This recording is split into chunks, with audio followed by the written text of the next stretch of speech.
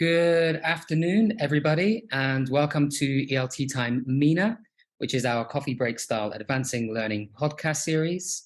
My name is Nathan Waller, and I am your podcast host for today. And if you haven't joined us before for an ELT time, for each episode, I'm joined by a guest, an educator who is based right here in the Middle East and North Africa, or the MENA region.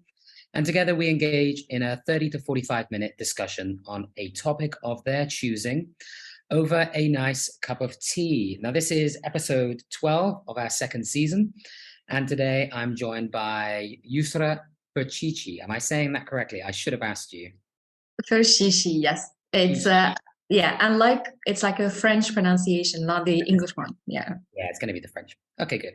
So we're joined by Yousra today. A very warm welcome to you. Thank you for joining us on this podcast, taking your time this evening to talk to us about this particular topic. We're really happy to have you with us. How are you, and how are things over in Tunisia? Thanks for having me, first of all, and I'm so glad to be here today.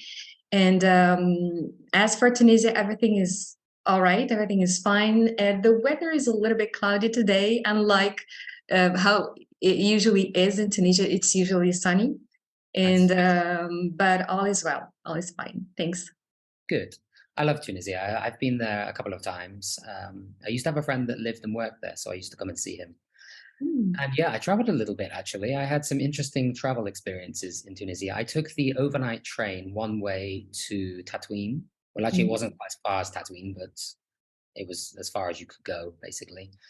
So yeah, I just went to the main train station and was like, how far can I go on a one-way ticket? And he was like, Tatooine, if you want to. And I was like, let's do it. Let's go.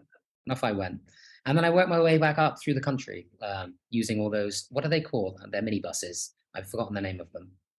You catch so there are plenty of them, the buses. But let me ask you a question. Since you've been to Tatooine, so that's what we call it. Have you visited, or did you go to the Star Wars location? Because the Star Wars was filmed in Tatooine. I did, yes. Did you go there? Yeah. I'm a little bit of a Star Wars nerd, so I did go there, yes. And I spent the night in the one that they filmed it in. And it is a long time ago. There was no one there. It was literally, I was the only person for miles around. And I was the only person staying in that place at that time. And he closed the doors at like 8 p.m. And I was like, well, I don't know what I'm going to do now. Just go to bed, I guess. Yeah, it was an interesting trip. I enjoyed it. It was really nice. Oh, great. So we'll be glad to have you again. And you're always welcome to Tunisia. Yeah, I cannot wait. I would love to come back and sit on those terraces in Sidi Bou Said and drink a coffee and see. You know the country well. It's beautiful. It's such a beautiful place to come to. I love it there. Thank you. Talking of hot drinks, it is the evening, but it is still ELT time. Are you drinking tea? Oh, no. I forgot to bring my cup of tea today. Do you have a favorite kind of tea? Do you drink tea? Yes. So I used to drink jasmine tea. But but not anymore, because like I've stopped tea and coffee. So, but I used to be a coffee addict. You know, the Turkish coffee. So in Tunisia we call it Arabic coffee. It's not Turkish coffee. But I used to be kind of an addict. So like 3/4 cup of coffee is a day. So, but I stopped it because like I'm back to sport and working out, and I figured out that it has more than drawbacks and more than benefits. So to keep myself kind of active, so I prefer sport to tea or coffee, but tea is amazing. So I tend to drink one coffee a day maximum. Very similar. It quite often gives me like the shakes at night if I drink too much. I get a bit shaky. But what you're saying is I can totally empathize with, especially when I travel for work. If I visit like lots of schools in one day, they like all want to give you Arabic coffee, and I get to like the 4th meeting and I'm like, I'm sorry, but I can't do any more powerful shots of coffee. It is. Eyes are like this. It's crazy. So I've got tea. I've got fruit tea. I kept it simple. Blackberry and elderberry is the tea. Oh, nice. Yeah, very nice. Okay, great. So today's topic is going to be all about growth mindsets. But before we get into the topic, I want to quickly introduce our wonderful guest today. So Yousra is an English language teacher from Tunisia, as you just obviously probably gathered. She holds a master's degree in arts and humanities, specializing in cross-cultural studies in English. She's a CELTA qualified instructor and a scholar conducting research on digital humanities. She incorporates the use of technology in her pedagogy, including video, film-based learning, and podcasts. Really keen on all of these digital aspects, which I'm sure we're going to touch on a little bit. She's also a teacher trainer who enjoys guiding professionals to revamp their skills, creating a blueprint for personal branding, and she likes to implement the United Nations Sustainable Development Goals, the SDGs, in education. She's done lots of presenting. She's a freelance teacher trainer. She's a career coach. I know you do love doing all of these things with teacher development and coaching. And she's a member of various teachers associations as well.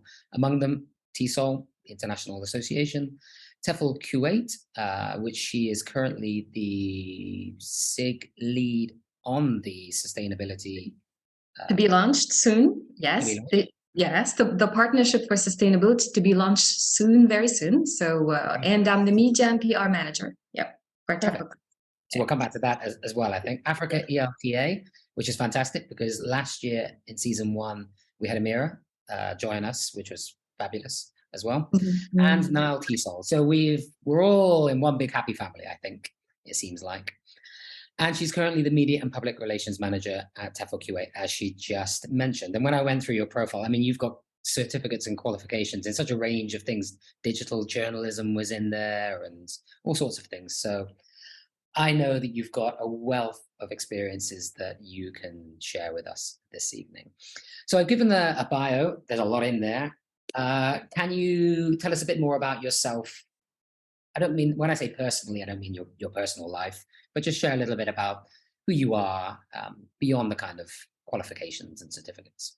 Yes, I believe that the human being is far way beyond the certificates and the degrees, because the degrees are just milestones to show the vis-a-vis. So where we're at the career path. So for example, if you seek to be a teacher, so we need qualification to be a teacher.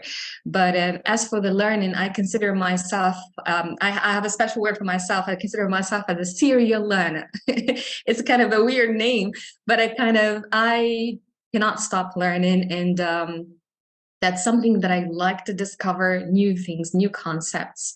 So in a nutshell, so I'm an English language professional. I discovered that I wanted to be a teacher in 2009. While I was, at that particular time, I was drafting my master's degree dissertation. And then I got an opportunity to teach as an hourly paid teacher. So I said, why not?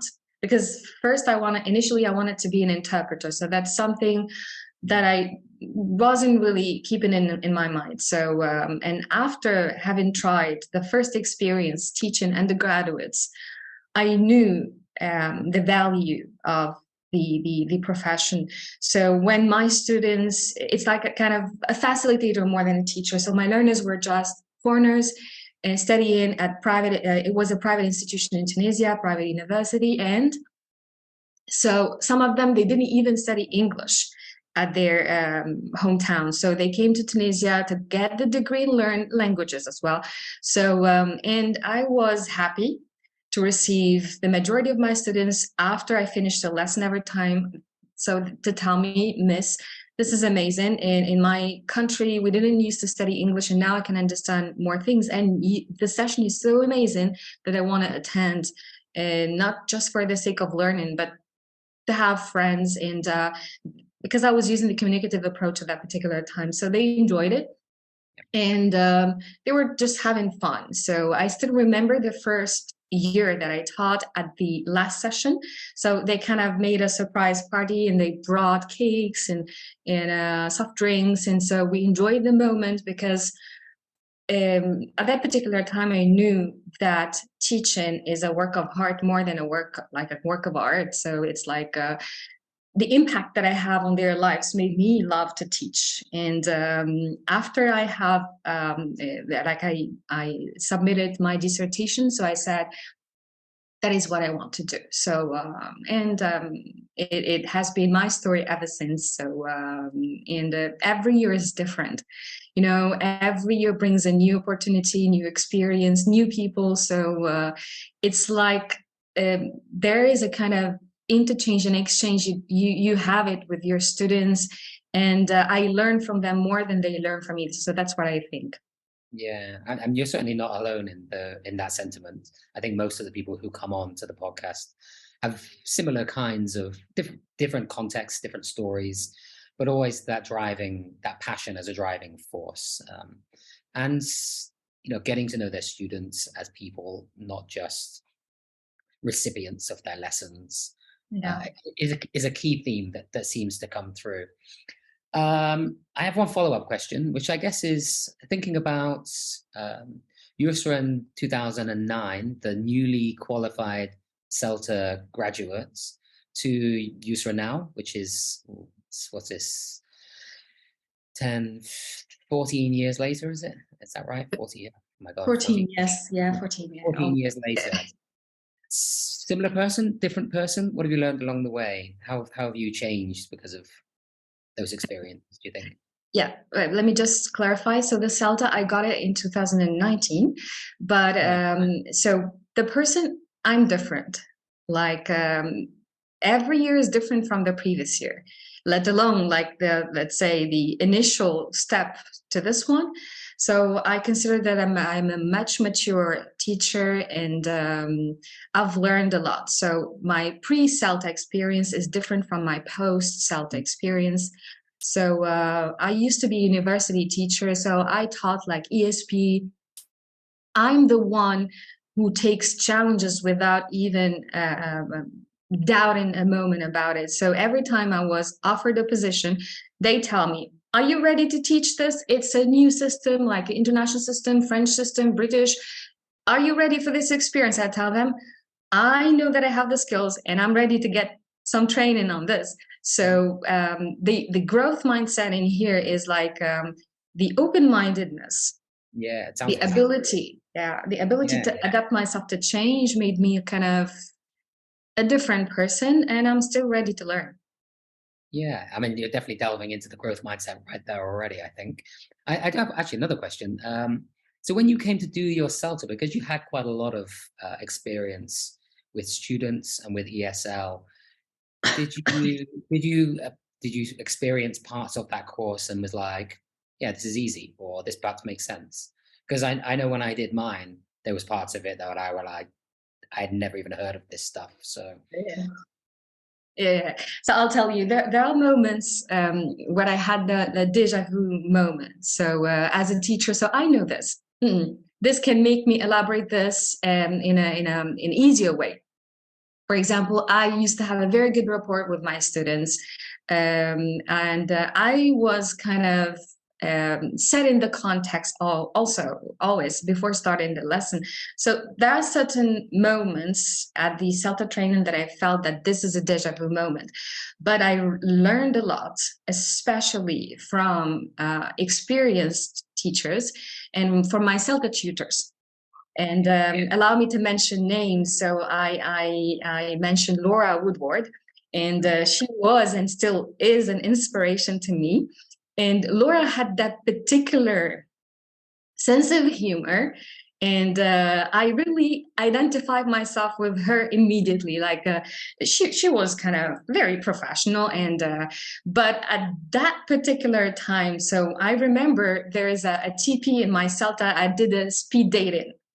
And I was kind of scared. Is this going to work in this context? And it was within the norms, within like I was organized, I practiced the tense. So it was kind of a grammar focus at that particular time. And I've added some background music to that, so that to keep it so people felt energetic at that particular time.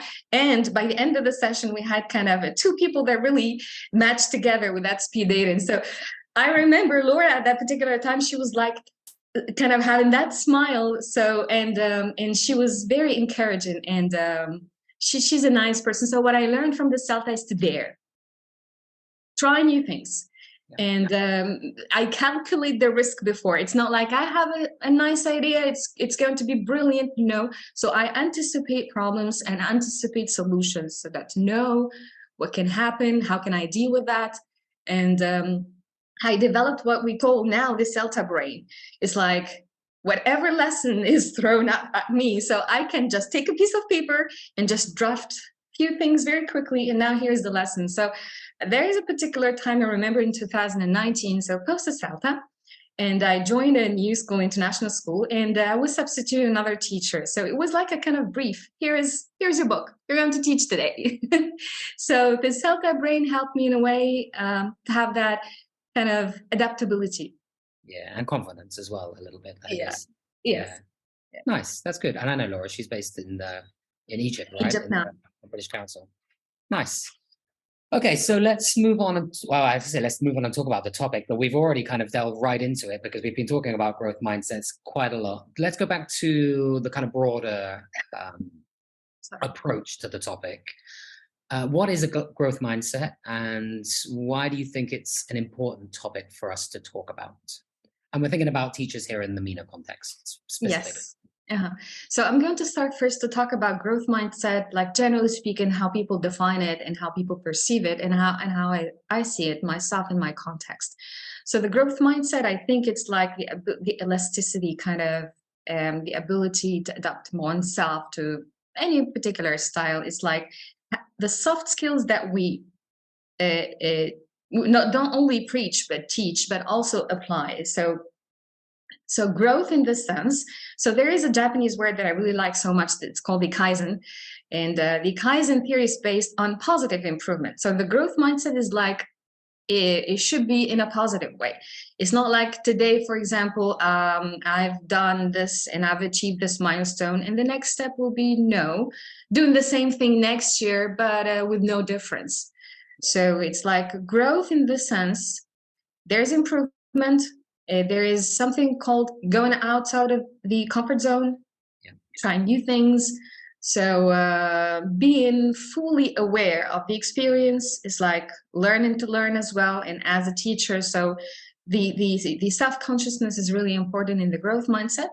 Mm-hmm. And what else? It's like kind of everyone is kind of everyone will be sharing this energy. So it's like you share a positive mindset, and the colleagues, their influence. So it's like a collective energy that we share. It's not like you are someone who has bright ideas and then the network doesn't allow you to apply them. So growth mindset can only be applicable and influential only if it's applied within the right network. So and within the right people. Okay, so a growth mindset is specific to an individual, right? Yeah. Okay. So I mean, I guess I mean the opposite of a growth mindset is a fixed mindset, and we all fall foul of fixed mindsets in various aspects of our life all the time, and I think that's probably because of the way that we're conditioned to think as we grow up, as we're kids. Parents and especially teachers in school, we focus a lot on positive end results. So, we use particular languages like well done or you're amazing. So, but a growth mindset is really flipping around this idea that I cannot do something, that I'm fixed in space. Yeah. And it's I can add something. Very familiar language, things like I'm not very good at art, or I'm not good at sports. Yeah, mm-hmm. These are fixed mindsets, right? Yeah, sure. You believe you're at a particular place and you cannot get any further. That's a fixed mindset, right? I have something to add, if you don't mind, Nathan. It's like the growth mindset is based initially on we mentioned unlearning. So apart from unlearning, there is something else, is like going beyond the limiting beliefs. Because as you said, the parents, institutions, schools, they condition us so that we think a particular way, we behave a certain way. And after you graduate, you get all the degrees that you have, and you go on your own to try your own personal experience in society, be it professional, personal, whatever. So the growth mindset, I think, for me, it goes hand in hand with sports. So I see it as an athletic person. For example, It's like when you run on a particular distance. So you say, this is my capacity. Can I try more than this? And that's the endurance. So next time I'm going to try the next step until you develop that kind of what we call the elasticity in just like in yoga, the flexibility and like we have it in sports. It's the same for the brain. It's like the bandwidth of the brain is extended through knowledge, through personal professional experience, through whatever you read, whatever you learn. And it's like eradicating negative beliefs first, the limiting beliefs, so that we can go beyond that. So because that closed mindset, I believe that we're a mixture of both. It's there. The closed mindset is always there, but it's your ability, your capacity to manage those negative thoughts maybe that recur once in a while, and how you adapt that so that to jump up to the growth mindset. So I think we're a blend between the two, and it depends on one's ability to practice this as you can do it, so that you can achieve the best version of yourself, let's say. Yeah, and you're right. I mean, it depends on certain situations or contexts. You can have a growth mindset in one aspect of your life and a fixed mindset in another aspect of your life simultaneously at the same time. It is. You can believe that you're moving forward, but also be holding yourself back at the same time, because that's how complex, I guess, the human brain is, right? But I guess I guess what you're saying is that the brain actually has unlimited potential to grow. And I mean, from what I've read about growth mindsets before, is that the process of learning helps the brain to not just learn what it is it's focusing on, but it helps it to learn itself. Yes. As well. So you're getting that additive advantage of your brain's elasticity is continuing to grow beyond what you're just learning. And I've noticed a quote, I can't remember, I'm not sure it's Albert Einstein who said this, but I've seen it somewhere, is like, education is not like the input of knowledge, it's like training people how to think. So I think education should be perceived this way. It's like, as teachers, as teacher trainers, as coaches, so everyone have access to knowledge nowadays. It's everywhere. But now, as a teacher, how can you employ the right methodology so that to make it enjoyable and to make it credible to your learners, and so that they can get, let's say, have an added value from it. So it's like, how well as a teacher you can really perceive this and convey it to your students, because students nowadays, they know more than teachers, and I'm sure 1000%, it's not 100%. I've taught engineers dealing with artificial intelligence, business intelligence, they're coding, they're developing, and some of them, they have developed an app that they sold to the Middle East, and it's a video game app, and they're very famous. So they're very smart, and it's up to the teacher now to keep on the same pedestal, same scale as our students. So we shouldn't stay behind. So learn, unlearn, so that we get on track with them. So that's what I think. And I've seen in the chat, Nada, she was mentioning that in the MENA region, it's difficult in advancing the mindsets. And I think challenges, they're everywhere. So regardless of the place you are in, regardless so you are the carrier of the mindset, let's say, okay? And wherever you go, you just carry this with you. For example, now, if you are someone who has that flexible mindset and you deal with people around the world. So for example, now I'm going to talk about my experience in teacher associations. So I'm keeping the same mindset myself, Yousra, is in here and abroad.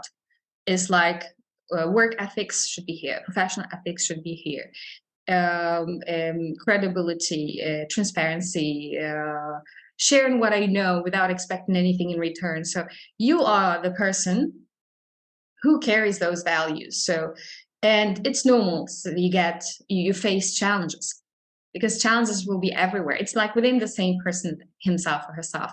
So, so it's up to the person to know how to deal with the context or the network, let's say. Mm. Okay, I'm glad you mentioned this comment in the chat box about MENA, because it's related to a question that I was going to ask around MENA. And obviously you're not a representative for all of MENA. It's such an enormous territory. You obviously live in one particular country. You've got experiences working with people in others. Thinking about what you know and your own context, for example, do you think that there is a predominance for fixed mindsets I guess again, it depends on the context within education, let's just say. Mm-hmm. For example, let's say primary and high school education. Do you think kids are very optimistic, growth mindset oriented, or do you think that they do have this underlying belief that they can only go so far? Allow me to segment this into different parts, because I have nuanced kind of point of view. So I will start first by talking about the mindset in the MENA region. So here, it depends on where you teach and what you teach, for example, and on age sometimes. But now it's relative. So I'm just going to mention this, but I don't want to generalize. So I believe that those who stick to the closed mindset are those who are afraid to try something new. For example, if a teacher is older than 50, sometimes they're afraid to learn new skills, especially when it comes to technology. And sometimes they don't allow younger teacher trainers or younger colleagues to guide them through, because they think it's like by age they should have acquired those skills. But it's here lies the growth mindset. It's up to the teacher trainer or the young person or the older person to collaborate, to learn. And here I believe in mentoring. So the mentoring process has helped a lot of people, and myself included. So I was mentored by Amira Salema, who's now the president of ELTea. So, and I knew nothing about Amira's age, but what I know is that Amira has been an amazing person and still is. And I learned from her a lot of things, regardless of where she is, what is she going to teach me. So it was a kind of a mentee-driven approach. So, and I've seen a lot of teacher trainers, foreigners, than the MENA region, and they're retired teachers, so they lead technology better than I do. So I watch their YouTube videos, I learn from them, I ask them questions. So that's how it goes. And if we keep saying that I'm not good in this, I'm not going to learn this, or let me not ask this question, I might look like not knowing the issue or the topic. No, dare to ask them questions. And if I notice if a person is, for example, this is in class, if I notice that my student, I have the impression that the students didn't get the information, so I check understanding. So I believe that there's body language. So, and people sometimes they say, yeah, I think, yes, I think this is right. No, so I dig deeper into that and I ask a question in a different way to make sure that the person understood. And I record tutorials and I share them. I post whatever I know. So going back to this, so age here, we started talking about age difference can be a hindrance sometimes. So from learning new things. And there is also the difference between public and private institutions. So here, sometimes the resources are not available for public institutions as compared to the private institutions. So here comes collaboration and partnership. So partnerships here, they can help bridge the gap if there is one. Yeah, so, and I believe through teacher training, through conferences, through PD. So this is how it goes. That's what I think. Yeah.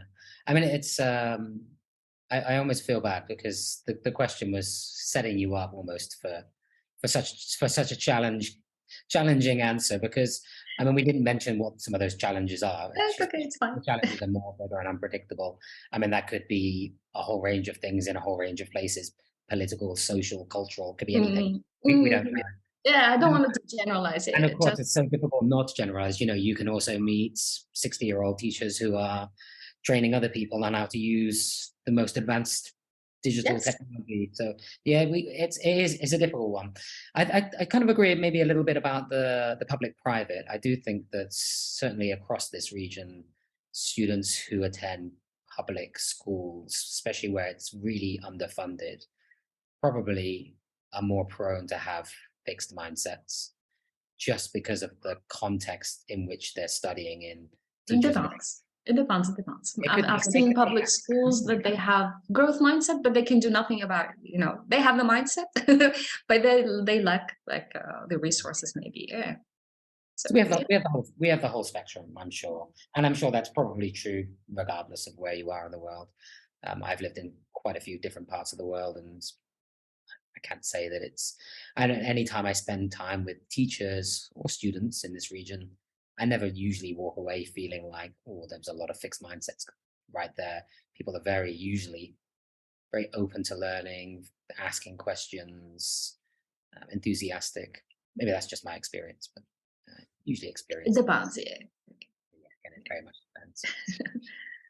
Okay, so we're going to move on to the final part because we're going to run out of time. So I want to talk about growth mindsets in more practical terms, thinking about growth mindsets in the classroom, thinking about teachers approaching growth mindset in terms of activities they plan, resources that they use, language that they use with their students. And I know that you've got some really nice examples that you want to talk about. So let's think a little bit about growth mindset in very practical ways. Yeah, yes. So growth mindset, we can talk about it, for example, in class. So for instance, once I heard about ChatGPT from the very first moment, so I posted a video asking for feedback. First, I've tried it, and I've asked colleagues to try it and check it with me. And I've planned the lesson using the ChatGPT itself, not the lesson, not the content, not the lesson plan, but the lesson itself uses ChatGPT in some particular stages in the lesson. So it was kind of resilience in competition, and the example was ChatGPT in Microsoft. So the lesson, since I was a teaching technology engineer, so the lesson started with introducing first what is AI, how to use it, and I've introduced the SDGs as well here with the partnerships. For example, if two competitors, and both of them, they're very, very, very brilliant. So do they go and fight with each other, or they partner with each other? So I said, instead of trying to lead a battle, so the ChatGPT and Microsoft, they had a kind of partnership. And so I've used this to teach the resilience in itself, and using ChatGPT in class. So the last part where the students, they have to use it in class. So I noticed that it was banned at a particular moment because there are certain institutions that they were afraid of the technology, so they just banned it because they were afraid of plagiarism and all that stuff. And since they were engineering students, so I encouraged them to use what we call, there is the playground in ChatGPT, and there's the ChatGPT, the chatbot itself, and they've applied for positions. So I told them, so the final stage was to write an email to apply for a job to work at ChatGPT. So that was amazing. So most of them, they managed to do this, but the challenge was for teachers. So the teachers were not used to the technology. So I was guiding them in the process. And what I did is that at particular times, so they were asking questions, how can I know that this is not an email generated by ChatGPT? So it was like kind of very, very recent at the time. So I told them, there's the new classifier from ChatGPT, and this is the link, go and check it. So the teachers were just checking the new classifier, and one of them told me, one of the students had the email written by ChatGPT. So it was an occasion for them to discuss the ethics and the ethical approach with the growth mindset. So I still remember that experience because it was very challenging to me. And it was not easy to deal with closed mindsets of some and the growth mindset of others. And because I was in charge of preparing a lesson for a group of teachers as well. So that experience taught me a lot about growth mindset. And I've decided afterwards to start even my freelance lessons on growth mindset, by the way. Yeah, I saw, and it's a really nice it's a nice story, and you're teaching me something, because to be honest, I'm a little bit behind, I think, with this AI and Chat GPT issue. I've probably got a bit of a fixed mindset myself on this. No. I need to learn a little bit about it. I keep looking at it, and I opened it and I used it a couple of times and was a bit like, don't really see it's not really interesting, but the way that people talking about it, they made it a trend, and I'm not using it for the moment, but I believe that we should know everything just for the sake of knowledge. For example, as a teacher, I should be ready in class if any student asks me a question about that particular topic. So I test my lesson, I try it, I get informed the more that I can about the lesson, so that not to stay kind of behind. But it's not like a huge issue. So if anyone is not up to AI until now, but it's still time to catch up. There's nothing to be missed. No, but I think what I really liked about the story, though, is the fact that you have used that technology or that system to challenge the students. So it's not just you could use it, or is it plagiarized? You've actually got them to collaborate and discuss, and so you've taken what's going on and then you've brought that together to help them. I guess the follow-up question, because you mentioned that there's students with growth mindset and students with fixed mindset, and this obviously is going to be true in probably any classroom. I'm seeing that as comment down there. So she's trying new things, for example, trying new technology, maybe trying a new activity. And within a class, because of the way the class dynamics work, you're going to have some students with growth mindsets who are going to be very positive. They're going to see it as an opportunity to do new things, perhaps. And then you're going to have other students that are going to be like, no, that's not my thing. Yeah. Is this on the test? Oh, I'm not very good at yes. that. I don't like working. Is it graded? Graded. Am I just going to get a certificate out of this? Yes. Within that dynamics of a class, like, how do we as teachers, how do we balance that out? Again, a very difficult question, I think. Yeah, I know what I do is like I challenge even the students, even teachers. So I do this even for teacher training. I mix them up. So so according to the initial activity, so the warm up of the lesson or the workshop, whatever is it. So I divide them into groups. So, and there's kind of the initial activities they're meant to see if they can go beyond their comfort zone and if they have that particular growth mindset or not. So since I mix them up and on purpose, sometimes I just assemble them together according to different mindsets, and they challenge themselves. So by working together, so with the time constraints, with everything, so they managed to do it by the end. I remember a project for third-year students where they had to create a simulation to an NGO, and they have to create it from scratch, starting from their mission and vision and the promotional video and whatever they're doing, the flyers and the brochures and everything.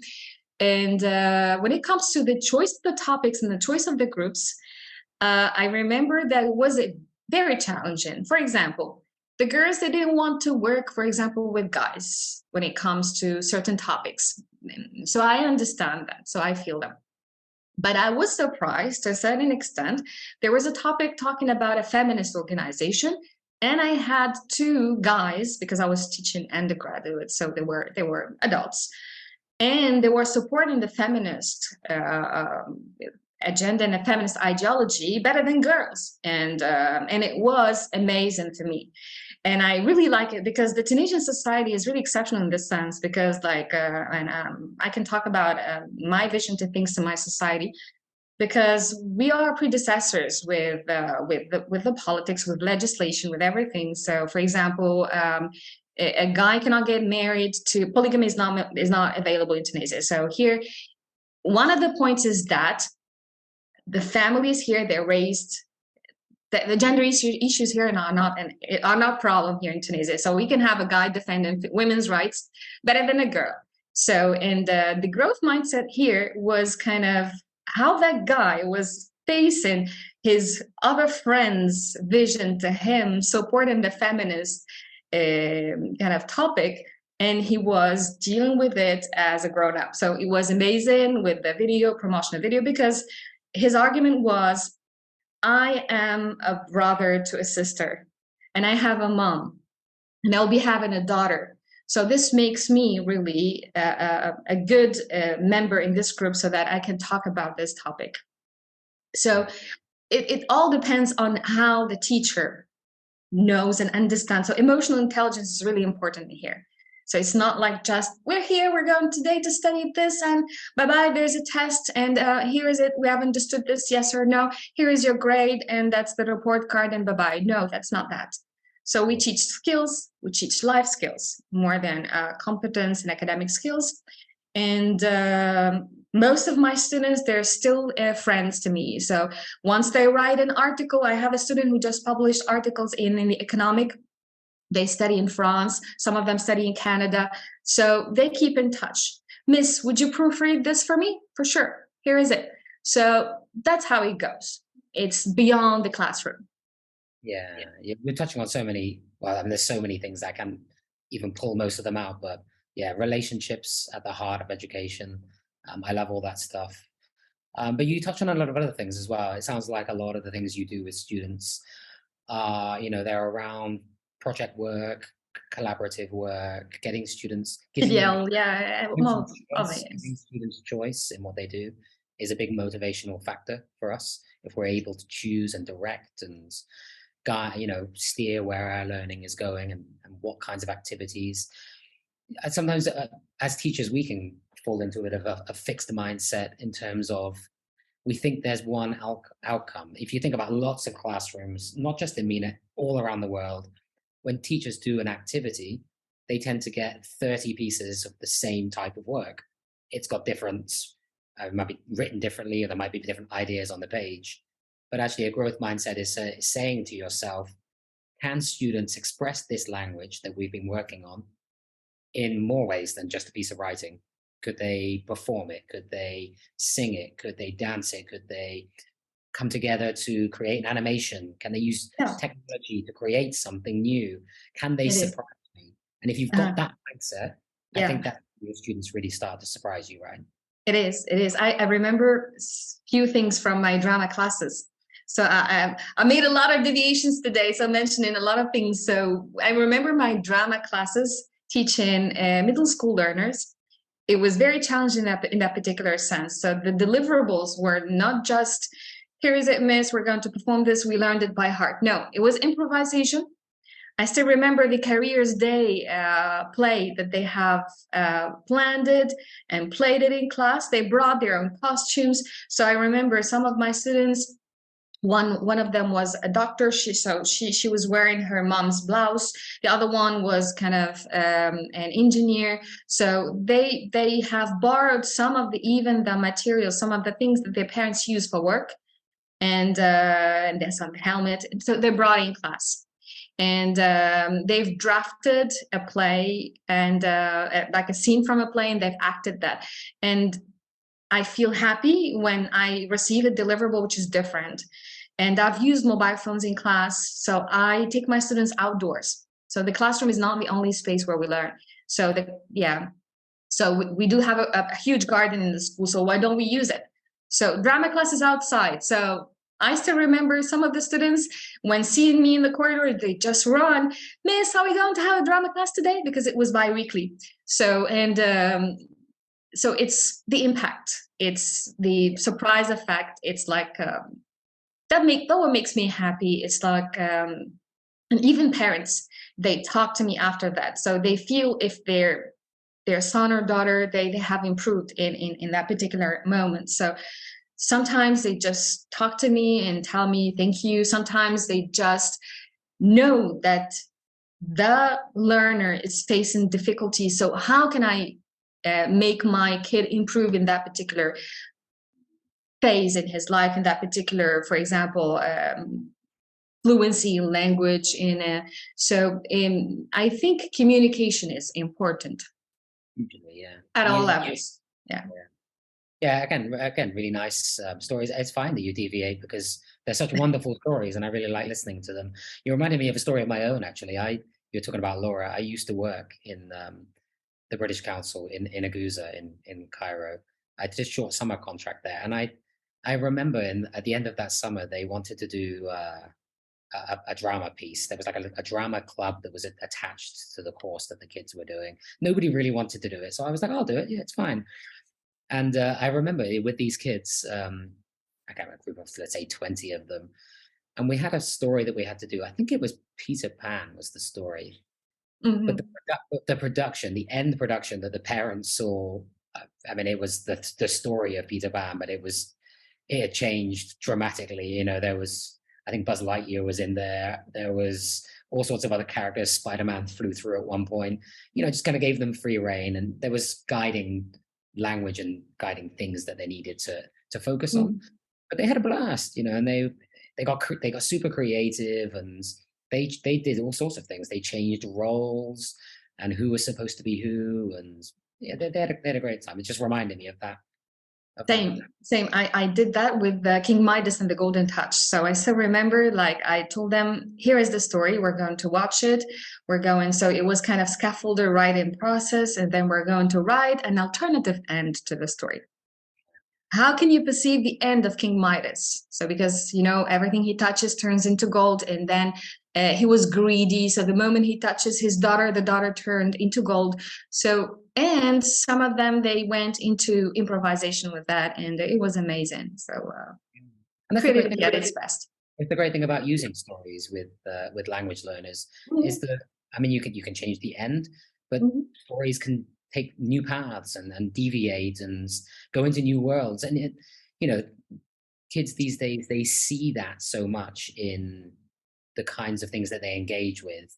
You know, you look at kind of new Marvel movies, you know, there's all these multiverses and universes and all. Yes. They're kind of used to thinking that way. You know, that their imaginations will take them off, and they'll bring new things in and add this and change that, and you can be this and you don't have to be that. You don't have to follow those rigid stories anymore, I don't think. And they get so much out of it. And they use so much, like you said, the soft skills, communicative skills, life skills, empathy skills. They develop all of those through those activities, I think. Yeah, sure, definitely. Yeah. We haven't gone on to with the last thing we were going to talk about. Did you want to talk about the Ikigai that you do? Because this is a big part of a project that you as run. You like. As you like. So I know you're really interested in Japanese culture, and you're really interested in this one part in particular, which is using Ikigai to create and develop growth mindsets. So why don't you tell us very briefly? Briefly, I will. So I am fascinated by the Japanese culture. I don't know the language 100%, so I learn new few words just like this. But what I like about the Japanese culture is their professionalism.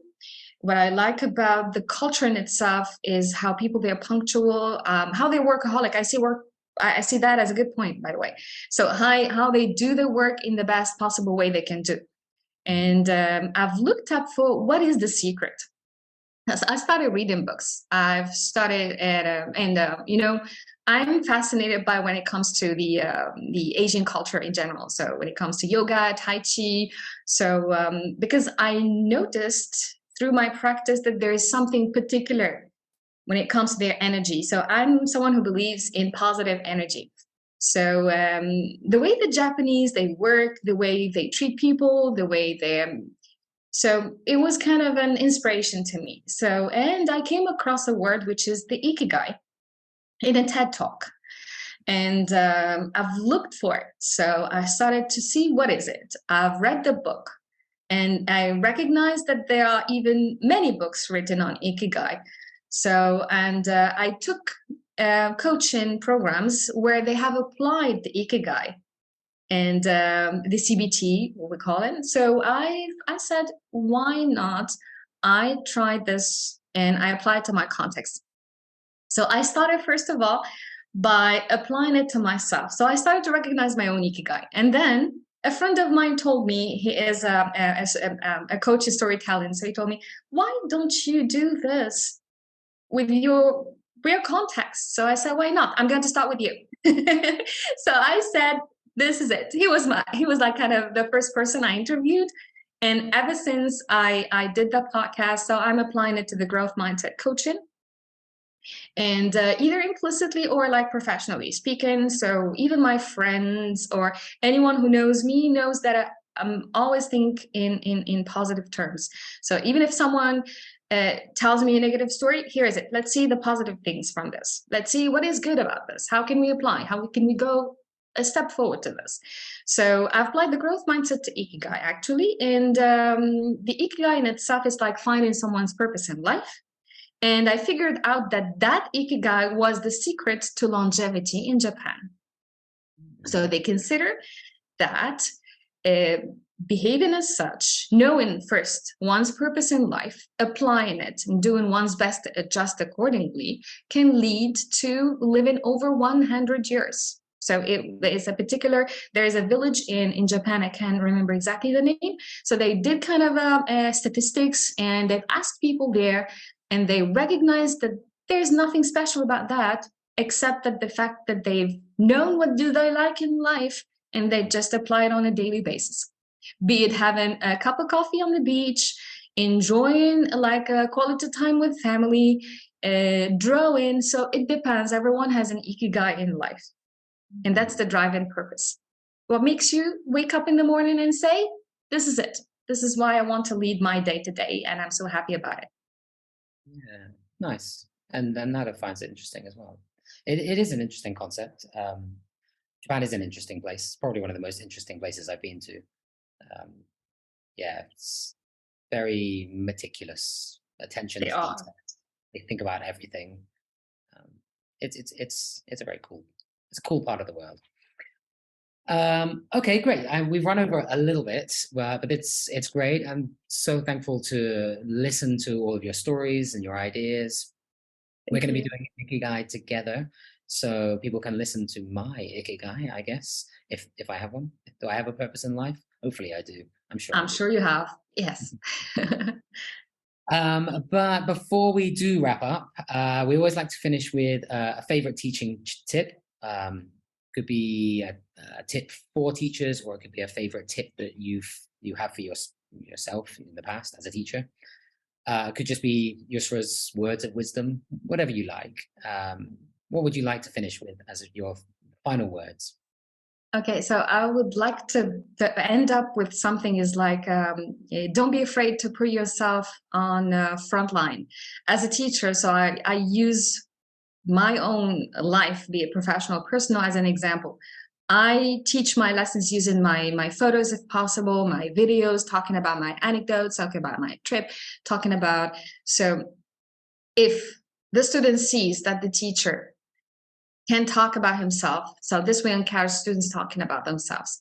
So because I believe I don't have wisdom words, or no, I just believe that I have tried some methodologies that might work with some and not with others, but this is my style, so that's how I do it. For example, I can never start teaching without even talking a little bit with my students. So first, let's getting to know each other if possible. So I have that find someone who activity that everyone knows with my particular style. I add music to it, and it's fun and amazing.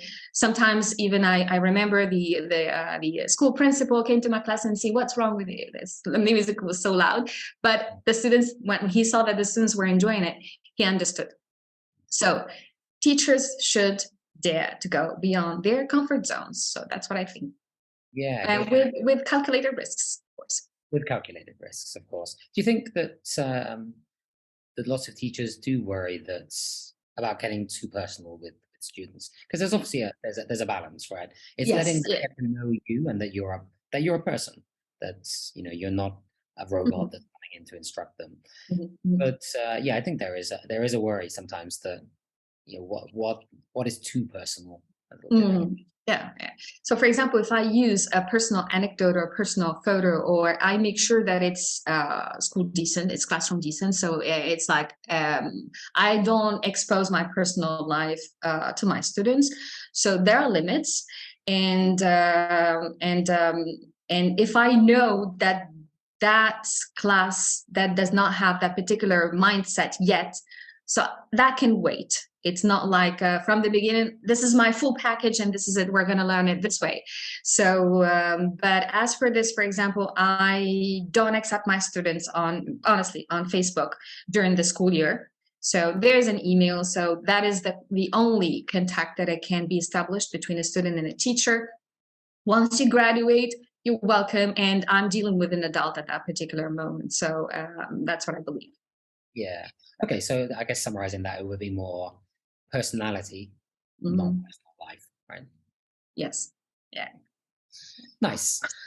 So I'm going to bring us to the end because we've done almost an hour. We've been talking for almost an hour, but it's been so great. And I'd like to thank you again for joining us today, for sharing your experiences, for sharing your ideas, for sharing the things that you've learned, the things that you're working on, the things that you're learning about now. All of these things are really interesting for us to help us to reflect on ourselves, I think, a little bit. We've been talking about growth mindset. Obviously, this kind of came around. It was coined by Carol Dweck in a book. So if anybody has not seen that book, it's called Mindset, The New Psychology of Success. It's actually quite old now. It's nearly 20 years old, this book. So growth mindset's been around for quite a while. And of course, she just coined the term. I'm sure people were thinking about growth mindsets with different terminology With pluralism, yeah. Way before that as well. Yeah. But definitely go away and have a think about how you can develop your own growth mindset. Go and have a look at Ikigai and see whether or not you can find your purpose. Hopefully your purpose remains in education. I don't want to force anybody away from their day job. I've recognized I have another purpose, which is broadcasting and journalism.